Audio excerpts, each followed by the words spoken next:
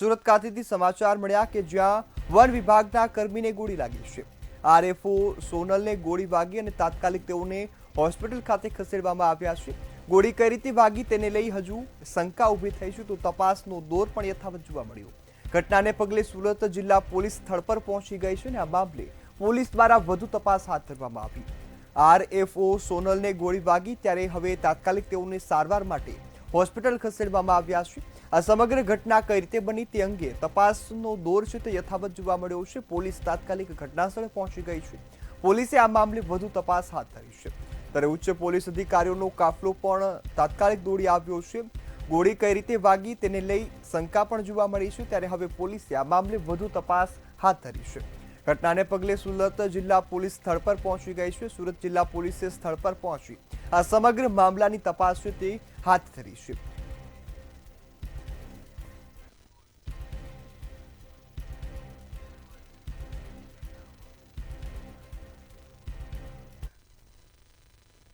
આગળ સમાચાર રાજકોટ ખાતેથી મળી રહ્યા છે। રાજકોટમાં વધુ એકવાર છેતરપિંડીનો મામલો પ્રકાશમાં આવ્યો। અવારનવાર બનતીઓ ઘટના બાદ હવે વધુ એક આ ઘટના છે તે છેતરપિંડીની રાજકોટ શહેરમાંથી સામે આવી છે, જેમાં સરકારી નોકરી આપવાની લાલચમાં છેતરપિંડી થયા હોવાનું સામે આવ્યું છે। તો આ સમગ્ર મામલો જે શહેર ક્રાઇમ બ્રાન્ચમાં ફરિયાદ નોંધાતા બહાર આવ્યો છે। હાલ તો ક્રાઇમ બ્રાન્ચમાં ફરિયાદ છે તે નોંધવામાં આવી છે। પીએસઆઈ ડીએસપી બનાવી દેવા 2.36 કરોડ રૂપિયા છે તે પડાવ્યા છે। આરોપી હરી ગમારા અને વિવેક દવેએ આ રૂપિયા પડાવ્યા હોવાનું જે સામે આવ્યું છે। આ સમગ્ર મામલે હવે ક્રાઇમ બ્રાન્ચ દ્વારા વધુ તપાસ હાથ ધરવામાં આવી છે। કોથળા ભરીને રૂપિયા આપતાનો વિડીયો પણ સામે આવ્યો છે, તો આ વિડીયોના આધારે હવે ક્રાઇમ બ્રાન્ચે તપાસ હાથ ધરી છે। આરોપી 4 બાઉન્સર સાથે કાર્યક્રમોમાં એન્ટ્રી પણ પાડતો હતો તેનો પણ વિડીયો સામે આવ્યો।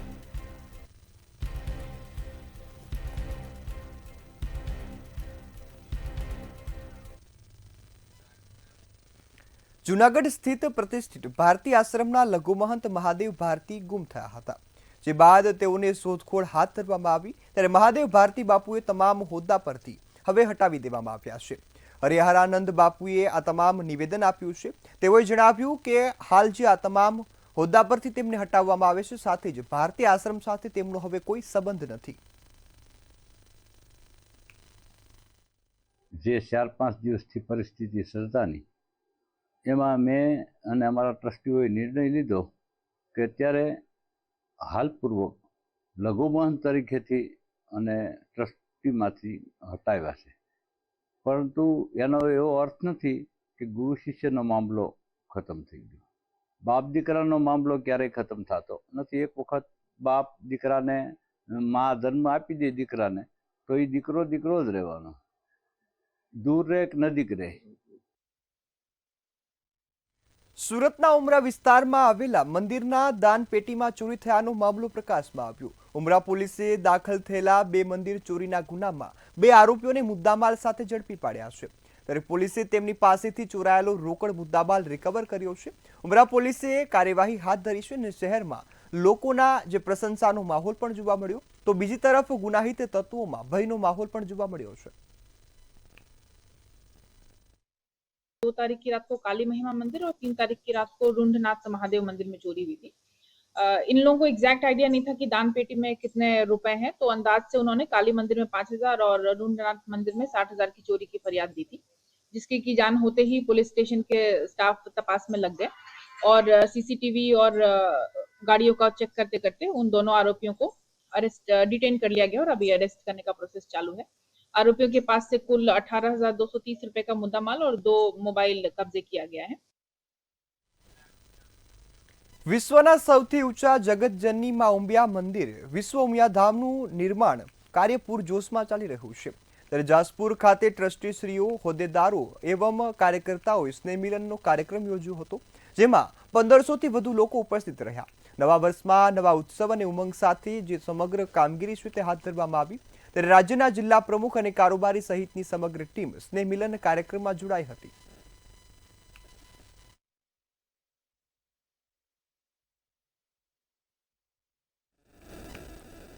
અમદાવાદના રાણીપ વિસ્તારમાં આવેલ જ્વેલર્સની દુકાનનો એક ચોંકાવનારો વિડીયો હાલ વાયરલ થઈ રહ્યો છે, જેમાં એક મહિલા દુકાનમાં આવી અને અચાનક જ દુકાનદારની આંખમાં મરચું ફેંકતા હંગામો થયો હતો, ત્યારે દુકાનનો સીસીટીવી વિડીયો સામે આવ્યો છે કે જેમાં જે બાદ દુકાનદાર છે તે મહિલાને મેથી પાક ચખાડતો જોવા મળે છે. એમનું કહેવું એવું હતું કે પ્લાસ્ટિકની થેલી હતી ને, પ્લાસ્ટિકની થેલીની અંદર કંઈક ખડખડ અવાજ આવતો હશે. મેં એમને પૂછ્યું તમારા હાથમાં શું છે? એ બેને બે હાથ ઊંચા કરીને બતાવે છે કે મારા હાથમાં કંઈ છે નહીં. તો કીધું આ અવાજ શેનો આવે છે? તો બેન કહે છે કે હું છીકણી બનાવું છું. તો મેં કીધું તમે છીકણી બીકણી જે બનાવવું હોય કીધું બહાર જઈને બનાવો, આપણે દુકાનમાં એલાઉ નથી. તો એટલામાં એ બેને મરચું હશે, મરચાની થેલી હશે, મરચું હાથમાં લઈને અને મારી આંખમાં નાખવાનો પ્રયાસ કર્યો. તો મારે એક આંખમાં મરચું જતું રહ્યું પણ બીજી આંખમાં કેવું 30% જેવું ગયું હશે, તો થોડા ઘણું બીજી આંખથી દેખાતું. અમદાવાદમાં ફરી એક વખત શ્વાનના આતંકની ઘટના સામે આવી છે. ખોખરાના એક ફ્લેટમાં રહીશના પાલતુ શ્વાને બાળક પર હુમલો કર્યો છે. મહિલા શ્વાનને પાર્કિંગમાં લઈ ગઈ હતી ત્યારે આ ઘટના બની. બાળક રમતા રમતા શ્વાન સામે આવતા હુમલો કર્યો હતો. શ્વાનના હુમલામાં બાળકને સામાન્ય ઈજાઓ થતા સારવાર માટે હોસ્પિટલ ખસેડવામાં આવ્યું. જ્યારે શ્વાનના હુમલાથી સ્થાનિકોમાં રોષનો માહોલ જોવા મળ્યો. સમગ્ર હાથીજણમાં પાલતુ શ્વાનને બાળકને ફાડી નાખ્યો છે તેવા સમાચાર ફેલાયા.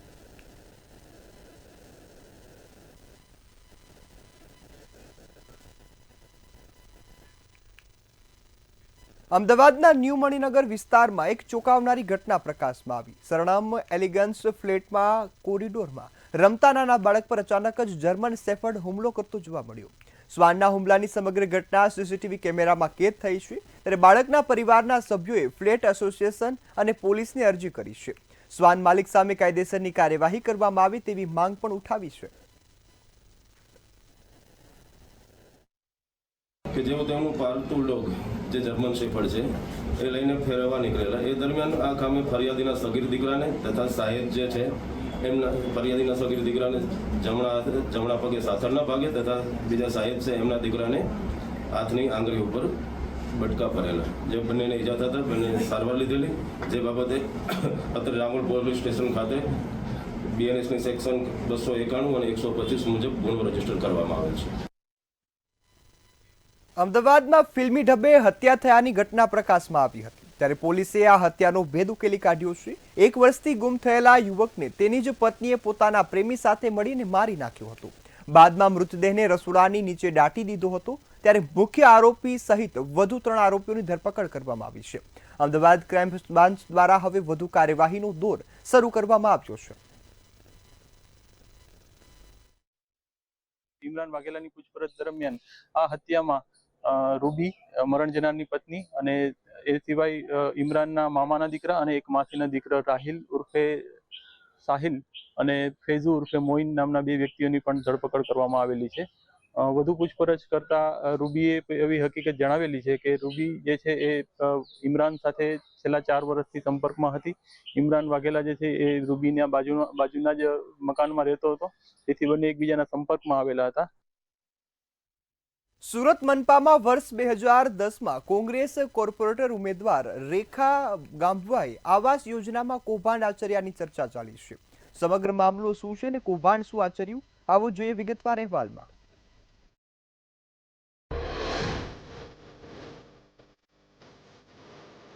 કહી શકાય કે સમગ્ર ઘટના જે છે તે અમરોલી વિસ્તારના છાપાપાટા વિસ્તારમાં જે તમને સીધા હું દ્રશ્ય બતાવીશ છે.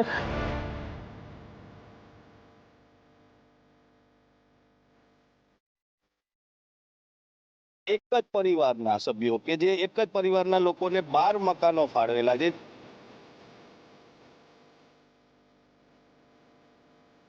શાસનમાં કોઈ પણ અધિકારીઓ જોડે મંત્રીઓ જોડે ઘરો ધરાવતા હોય તો જ શક્ય છે, બાકી તો શક્ય છે જ નહીં.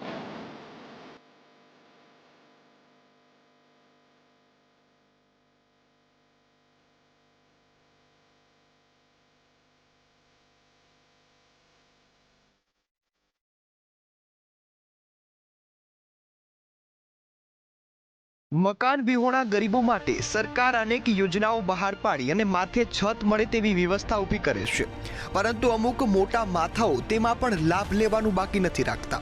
આવો જે કિસ્સો સુરતથી સામે આવ્યો છે. સુરત કોંગ્રેસના મહિલા નેતાએ પોતે અને પોતાના સગા સંબંધીઓના નામે આવાસ યોજનાના મકાનો બનાવી લીધા છે. एफ में जो कौन कौन यहाँ रहता है, जब भी हम 306 में कौन रहता है? वहाँ पे प्रमिला बहन रहते हैं। बाकी सब लोग का जिसी का नाम पे है वहाँ पे सब लोग वही मकान मालिक सब रहते हैं। यहाँ पे कोई भाड़ा वाला ऐसा कुछ है नहीं। तो ये जो प्रमिला बहन वो आते हैं क्या यहाँ? हाँ, कभी कभी वो आते हैं, लेकिन उसकी दूसरी जगह में कहीं फ्लैट है, इसके लिए यहाँ पे कभी कभी आता है, लेकिन अभी उसका रूम ऐसे ही है। સુરતમાં ભાજપના રાજમાં કોંગ્રેસી નેતાઓને જે છે તે લોટરી લાગી હોય તેવા આક્ષેપો હાલ અત્યારે ઉઠવા પામ્યા છે, જે ચોક્કસથી અમદાવાદના એક આંબાવાડી કિરણ પરમારે આવા આક્ષેપો કર્યા છે અને કહી શકાય કે સમગ્ર ઘટના જે છે તે અમરોલી વિસ્તારના છાપાભાટા વિસ્તારમાં જે તમને સીધા હું દ્રશ્ય બતાવીશ કે ગુજરાત સરકાર પ્રધાનમંત્રી આવાસ યોજના ગુજરાત હાઉસિંગ બોર્ડ જે તાપી ત્યાં સમગ્ર ગેરરીતિ મકાનોની વહેંચણી મોટી ગેરરીતિ થઈ હોય તેવા આક્ષેપો છે। તો બીજી તરફ પરમાર દ્વારા જે છે તે રાજ્યના મુખ્યમંત્રી ભૂપેન્દ્ર પટેલ, ગુજરાત તકેદારી આયુક્ત તેમજ અન્ય કચેરીઓમાં અરજીઓ કરીને તેમાં ગંભીર આક્ષેપો અને રીતના છે કે ગુજરાત હાઉસિંગ બોર્ડની સુરતના જે છાપરાભાટામાં જે તાપી રેસિડેન્સીની યોજનાઓ જે છે તે ગરીબો માટેની હોય છે, તેમજ સુરત શહેર કોંગ્રેસના આગેવાન કહી શકાય પૂનમબેન ગાભવાના પરિવારજનોને ખોટી રીતે મકાનો ફાળવ્યા હોવાના આક્ષેપો। 2010માં કોંગ્રેસ કોર્પોરેટર ઉમેદવાર રેખા ગામવાએ આ મકાનોમાં કૌભાંડ કર્યાનો અરજદારે આક્ષેપ કર્યો। રેખા ગામવાના પતિ મોટા બિઝનેસમેન, બિલ્ડર અને ટ્રાવેલ એજન્સીના માલિક છે।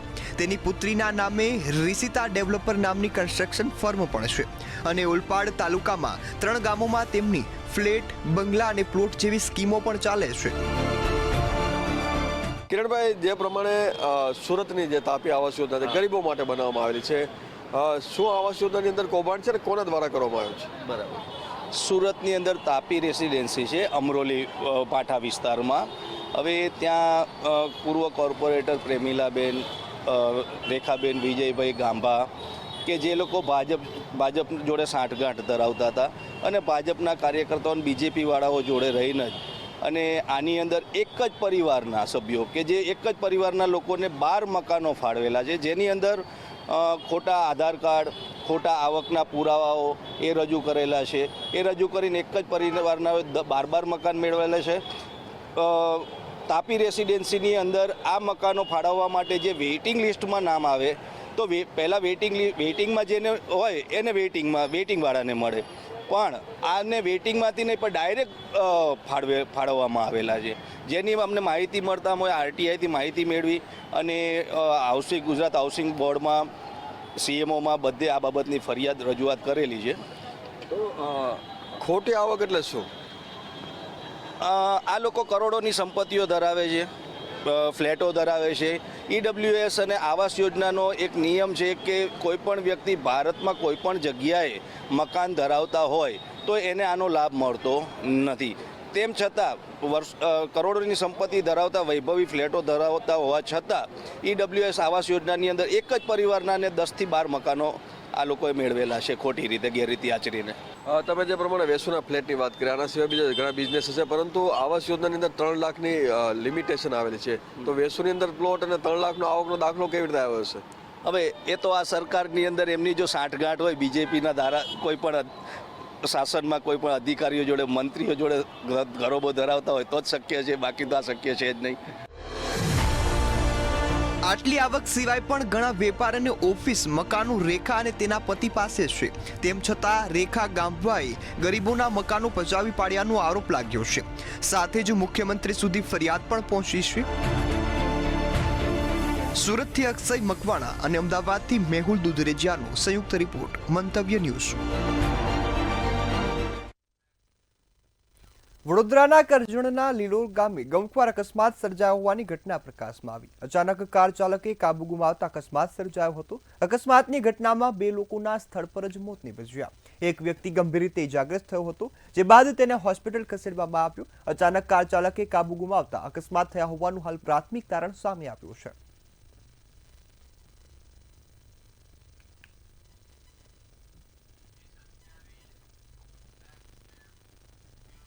લો ગાર્ડનને પીપીપી મોડલ પર દેખભાળ રાખવા અને સંચાલન માટે મ્યુનિસિપલ કોર્પોરેશન અને આસિયામા ગ્રુપ વચ્ચે 5 વર્ષ સુધી આ ગાર્ડનમાં સંચાલન માટે 2000ની સાલમાં એમઓયુ થયું હતું।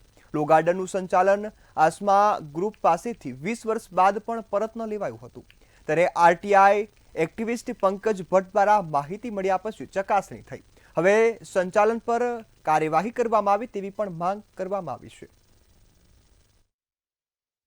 એક તો કે લો ગાર્ડન અંદર જે સીસીટીવી કેમેરા છે પછી આસીમા કંપની સાથે થયેલું એમઓયુ માંગ્યું હતું. ત્યારબાદ લો ગાર્ડનની અંદર વારંવાર લાઇટો જતી હતી જે ફિક્સ ચોક્કસ ટાઈમમાં જતી હતી, એની માગણી કરી હતી. અને જે આજુબાજુની જારીઓ છે જે કોર્પોરેશને વર્ષો પહેલાં નાખી હતી કે જે હેવી જારીઓ હતી એ વારંવાર ચોરીઓ થતી હતી, કારણ કે ત્યાં સિક્યુરિટી હોવા છતાંય ચોરીઓ થતી હતી. મેં એની વિગતો માંગી હતી. જવાબમાં એવું આવ્યું કે સીસીટીવી કેમેરા જે છે એનું રેકોર્ડિંગ થતું જ નથી. બીજું કે જે જારીઓ ચોરાય છે એની કોઈ એફઆઈઆર થતી નથી. પીપી પાર્ટનરશીપથી આસીમાને આપી છે એગ્રીમેન્ટ જોતા એગ્રીમેન્ટ પૂર્ણ થઈ 20 વર્ષ થયા છે. રાજ્યમાં ચાલી રહેલી એસઆઈઆરની કામગીરીમાં શિક્ષકો સામે ધરપકડ વોરંટ કાઢવાના મુદ્દે રાષ્ટ્રીય શિક્ષક મહાસંઘ દ્વારા પ્રતિક્રિયા આપવામાં આવી છે. આ મામલે તેઓએ ભારે નારાજગી વ્યક્ત કરી છે. આ અંગે કેટલાક શિક્ષકોએ પોતાના મંતવ્યોમાં જણાવ્યું હતું કે શિક્ષકો અત્યારે વેકેશન માણીને પરત આવી રહ્યા છે, ત્યારે કેટલાક શિક્ષકો સામાજિક કામકાજમાં રોકાયેલા હોવાથી આ કામગીરી કરવા માટે લેટ પડ્યા છે, ત્યારે આવા સંજોગોમાં ધરપકડ વોરંટ કાઢવું એ શિક્ષકોનું અપમાન છે. શિક્ષક એક ગરિમાપૂર્ણ અને ગુરુ કહેવાય છે, ત્યારે આવા સમયે બીએલઓની વર્ષોથી કામગીરી શિક્ષકોના હાથે હોય છે, ત્યારે આ એસઆઈઆર કામગીરીની અંદર 1000થી વધારે બૂથો ઉપર 38,000થી વધુ શિક્ષકો જોડાયેલા છે, એટલે કે 90%થી વધારે શિક્ષકોને આમાં કામગીરીમાં રોકાણ છે. ત્યારે અત્યારે વેકેશનનો માહોલ છે, ક્યાંક પ્રવાસ ઉપર ગયેલા હોય, કોઈ પરિવાર સાથે હોય, ત્યારે સામાજિક પ્રસંગોમાં રોકાયેલા. એ બાબતે રાષ્ટ્રીય કામગીરી માટે શિક્ષકો ક્યારેય નકારાત્મક વિચાર રજૂ નથી કર્યો. હકારાત્મક રીતે દરેક કાર્ય કરતા હોય છે, પરંતુ ક્યાંકના ક્યાંક વેકેશનનો માહોલ હોય, શિક્ષકો વતનમાં ગયેલા હોય, સામાજિક કામમાં ક્યાંકના ક્યાંક રોકાયેલા હોય, એમના બાળકો અને ક્યાંક ફરવા લઈને ગયા હોય, તો ક્યાંકના ક્યાંક તે બાબતે તેઓ સમયસર કદાચ ન પહોંચી શક્યા હોય કે મિટિંગમાં હાજર ન રહી શક્યા હોય, તો આ બાબતે જે અધિકારીઓ છે તેઓએ જે નોટિસો ઇસ્યુ કરી છે, જે સોશિયલ મીડિયાના માધ્યમથી અમને જાણવા મળેલ છે, અને આ પ્રકારનું જે વર્તન છે યોગ્ય નથી લાગતું. ગાંધીનગર યુનિવર્સિટી વિસ્તારમાં ઓફિસ ધરાવતા ઠગ દંપતીએ સુરત મ્યુનિસિપલ કોર્પોરેશનના બનાવટી ટેન્ડર બનાવીને 3 વેપારીઓ પાસેથી આશરે 1.90 કરોડ રૂપિયાની ઠગાઈ કરી હોવાનું સામે આવ્યું. ત્યારે પૂર્વના કિસ્સામાં પણ તેઓ વડનગર, પાટણ, દ્વારકા, સુરત અને અમરેલીમાં ગુજરાત ટુરિઝમ અને ગુજરાત જે સુરતનું મ્યુનિસિપલ કોર્પોરેશન છે તેના નામે ટેન્ડર બતાવતા અને 20.70 કરોડ રૂપિયાની છેતરપિંડીના મામલામાં આજે તમામ રૂપિયા છે તે વસૂલવામાં આવ્યા. આ ઠગ દંપતી દ્વારા અત્યાર સુધીમાં કુલ 22 કરોડ રૂપિયાનું જે ચાઉ કરી જવાનો મામલો પણ સામે આવ્યો. ત્યારે યુનિવર્સિટી પોલીસે આ મામલે હવે કાર્યવાહી શરૂ કરી છે. આરોપીઓને ઝડપી પાડવા માટે તપાસના ચક્રો ગતિમાન કર્યા છે. અને મારી બાજુમાં હોમ એન્ટરપ્રાઇઝની ઓફિસમાં નીરવ દવે તથા મીરા દવે એ સુરત મ્યુનિસિપલ કોર્પોરેશનમાં મને ટેન્ડર લાગ્યું છે એમ કહી અને મને આમાં રોકાણ કરશો તો સારું વળતર મળશે, તો એમાં એમ કરીને મારી પાસેથી રૂપિયા આશરે મારા તથા અન્ય 2 પરિચિતો પાસેથી 2 કરોડ રૂપિયાની ઠગાઈ આચરેલ છે. અમદાવાદમાં રિક્ષામાં થતી લૂંટના બનાવો ઘટાડવા માટે પોલીસ દ્વારા નવી પહેલ શરૂ કરવામાં આવી છે. દરેક રિક્ષા પાછળ સ્ટીકર લગાવવામાં આવ્યા છે. રિક્ષાની નોંધણી કરી આંકડા જે લખેલ સ્ટીકર છે તે રિક્ષાની પાછળ લગાવવામાં આવ્યા. 3 વિસ્તારમાં સ્ટીકર લગાવવાની શરૂઆત થઈ હતી. કાલુપુર પોલીસ સ્ટેશને સૌથી વધુ રિક્ષા પાછળ સ્ટીકર લગાવવામાં આવ્યા છે. તે સ્ટીકર પર લખેલા આંકડાથી રિક્ષાની ઓળખ સરળતાથી થશે. કોઈ બનાવ બને તો સરળતાથી ગુનેગાર શોધી લેવામાં આવશે તેવી પણ જે આ શક્યતાઓ સાથે સ્ટીકર લગાડવામાં આવ્યા છે. ઝોન 3 ની અંદર 4 પોલીસ સ્ટેશન છે, કાલુપુર, ખાડિયા, ગાયકવાડ હવેલી અને શેરકોટલા. ઓટો રિક્ષા ઉપર જે સ્ટીકર લગાવવાની ડ્રાઈવ છે એ બેઝિકલી કાલુપુર પોલીસ સ્ટેશનથી શરૂ કરી અને એને ઓટો આઈડી એ રીતે નામ આપ્યું છે. અને આ જે ઝુંબેશ ઉપાડી છે એ ખૂબ સક્સેસફુલ રહી છે. અત્યાર સુધી ઝોનના 4 પોલીસ સ્ટેશનમાં મળીને લગભગ 3200 સુધી સ્ટીકર લાગી ગયા છે, જેમાં સૌથી વધુ કાલુપુરે જ લગાડ્યા છે. 2000નો આંકડો એ લોકોએ પાર કર્યો છે. વડોદરા શહેર અને જિલ્લામાં મતદાર યાદી સુધારણા અભિયાનની શરૂઆત કરવામાં આવી છે. આ અભિયાનથી નવા વિસ્તારોમાં વસવાટ કરતા નાગરિકો માટે મોટો લાભ થશે. નાગરિકો પોતાનું નામ યાદીમાં દાખલ કે ફેરફાર કરી શકશે. અભિયાનમાં બૂથ લેવલ ઓફિસર ઘરે ઘરે જઈ અને ખરાઈ કરશે. શહેરમાં 2 દિવસમાં 32,000 ફોર્મનું વિતરણ કરવામાં આવ્યું છે. ત્યારે એસઆઈઆર મુદ્દે સાંસદ હેમાંગ જોશીએ મંતવ્ય ન્યૂઝ સાથે ખાસ સંવાદ કર્યો હતો અને અભિયાન સંદર્ભે અફવાઓથી દૂર રહેવા માટે અપીલ પણ કરી છે. ચૂંટણી પંચે ગુજરાતમાં મતદાતા સઘન સુધારણા ઝુંબેશ શરૂ કરી છે અને એસઆઈઆર એટલે વડોદરા કલેક્ટરે ઘરે ઘરે બીએલઓને મોકલી અને 32,000 જેટલા ફોર્મનું વિતરણ પણ કરી દીધું છે. ત્યારે આપણી સાથે વાત કરવા વડોદરાના સાંસદ અને એસઆઈઆરના પ્રદેશ સંયોજક હેમાંગ જોશી છે. આપણે હેમાંગ જોશી સાથે વાત કરીશું. એક બાજુ વિપક્ષ વોટ ચોરીનો આક્ષેપ કરતું હતું ને ચૂંટણી પંચે એસઆઈઆર એટલે મતદાતા સુધારણા ઝુંબેશ શરૂ કરી છે. શું કહેશો? એસઆઈઆર એનો પહેલો ફેઝ બિહાર રાજ્યમાં જ્યારે હાથ ધરવામાં આવ્યો ત્યારે પણ આજે આપે કહ્યું કે કહેવાતા વિપક્ષોએ જે પ્રકારે એક એમનો પ્રોપેગેન્ડા ચલાવ્યો હતો એ તો એમનું પહેલેથી હોય છે હંમેશા. જ્યારે પણ કારણ કે એમને ચૂંટણી હવે હારવાની આદત થઈ ગઈ છે, એટલે ચૂંટણી હારવાની આદત સાથે સાથે એમને કોઈને ને કોઈને આરોપ તો કરવો. ભારતીય જનતા પાર્ટી ક્યારેય હોય તો હરેક બાબતની સમીક્ષા કરતી હોય છે, પણ એનામાં સમીક્ષા જેવું આવતું નથી. કોના ઉપર આપણે દોષનો ટોપલો ઢોળવો તો કે ચૂંટણી પંચ ઉપર આપણે ટિપ્પણી કરવી. એટલે ત્યારથી લઈને આ પ્રકારના પ્રોપેગેન્ડા એ તો એમની એક હારમાળા રહી છે. પરંતુ ચૂંટણી પંચે જે બિહારની અંદર જેટલા પણ અવરોધો વિપક્ષ દ્વારા ઊભા કરવામાં આવ્યા, સુપ્રીમ કોર્ટ સુધી પણ આને રોડ બ્લોક કરવાનો પ્રયત્ન કર્યો, પરંતુ સુપ્રીમ કોર્ટે પણ આ એસઆઈઆર લાગુ કરવાની મંજૂરી આપી અને આપ જોઈ શકો છો 0 એરર સાથે બિહારનું એસઆઈઆરનો ફેઝ 1 પૂર્ણ થયો. ફેઝ 2 ની અંદર જ્યારે 12 રાજ્યો અને કેન્દ્રશાસિત પ્રદેશોની અંદર શરૂ થયું છે, ત્યાં ગુજરાત પણ એનું ભાગ છે અને ગુજરાતમાં પણ ખૂબ જ સઘનતાથી આ અભિયાન શરૂ થયું છે. વડોદરાની અંદર પણ કાલથી જ બીએલઓએ જે ફોર્મ વિતરણ છે શરૂ કરી દીધું છે. નાગરિકોએ મતદાતા તરીકે નામ નોંધાવવા માટે જે રહી ગયા છે એમને પોતાની પાસે શું પુરાવા હોવો જોઈએ? ફોર્મ નંબર 6 અને ફોર્મ નંબર 6 આપ ભરશો તો નવા મતદાતાને ઉમેરવા માટેનું છે. ફોર્મ નંબર 7 એ જે મૃત પામેલ વ્યક્તિ હોય અથવા કોઈ શંકાસ્પદ વ્યક્તિ હોય જેનું નામ આપણે ડિલીશન માટે મૂકવું હોય એના માટેનું ફોર્મ છે. અને ફોર્મ નંબર 8 કે જેની અંદર એડ્રેસ, ફોન નંબર એના કરેક્શન માટેનું ફોર્મ હોય છે. આ તમામ પ્રકારના ફોર્મની સાથે જે દસ્તાવેજો સુપ્રીમ કોર્ટ દ્વારા 12 પ્રકારના દસ્તાવેજો આપવામાં આવ્યા છે, એ દસ્તાવેજોમાંથી કોઈ પણ 1 અથવા 2 જે પ્રકારની કેટેગરીમાં આપણે આવતા હોય એ પુરાવા ત્યાં રજૂ કરવાના છે. એટલે ચૂંટણી પંચ હોય, ભારત સરકાર હોય કે ગુજરાત સરકાર, કોઈ મતદાતા મતદાનથી વંચિત ન રહી જાય તેના માટે એસઆઈઆર પર ખૂબ કામગીરી કરી રહી છે. હવે જાગૃતતા નાગરિકોએ દાખવવાની છે. કેમેરામેન મિલિંદ મેલે સાથે નિલેશ બ્રહ્મભટ્ટ, મંતવ્ય ન્યૂઝ, વડોદરા.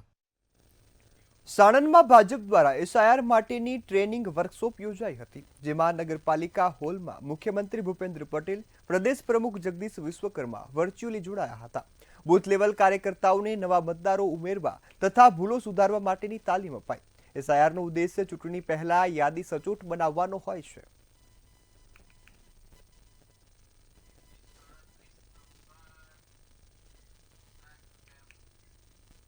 ગુજરાત ભાજપ દ્વારા સ્થાનિક સ્વરાજ્યની ચૂંટણીની તૈયારીઓ શરૂ કરી દેવામાં આવી છે. ચૂંટણી પંચ દ્વારા મતદાર યાદીમાં સુધારણા કરવામાં આવી રહ્યા છે, જેને લઈ ભાજપ દ્વારા વિધાનસભા દીઠ કાર્યશાળાઓ યોજવામાં આવી છે.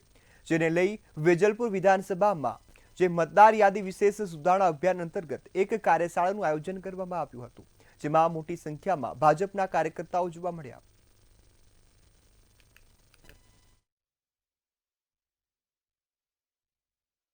વિધાનસભા દીઠ બૂથ લેવલ જે અમારા BLO 2 છે એ BLO 1 સાથે કઈ રીતે કામગીરી કરે અને નવા મતદારો કઈ રીતે વધારો ઉમેરો થાય, જેના મરણ થયા છે ડિલીટ કઈ રીતે થાય, જે સ્થાનાંતર થયેલા છે તેને બીજા વિસ્તારમાં કઈ રીતે એ વિધાનસભામાં સમાવેશ થાય અને મતદાર યાદી સારી રીતે બની શકે. જ્યારે ચૂંટણી પંચે આ કાર્યક્રમ જાહેર કર્યો હોય એને પૂરક થવા માટે સમગ્ર ગુજરાતની અંદર તમામ વિધાનસભાઓની અંદર આજે બૂથ લેવલ ઓફિસરો BLO 2 ની મીટિંગનું આયોજન કરવામાં આવ્યું છે.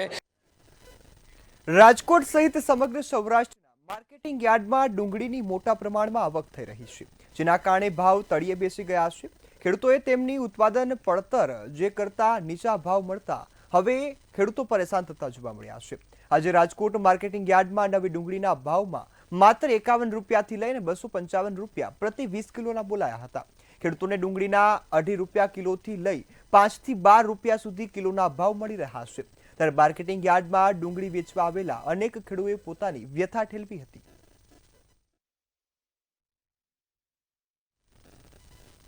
હાલ સમાચારમાં આટલું જ. વધુ સમાચારોની અપડેટ માટે જોતા રહો મંતવ્ય ન્યૂઝ. નમસ્કાર.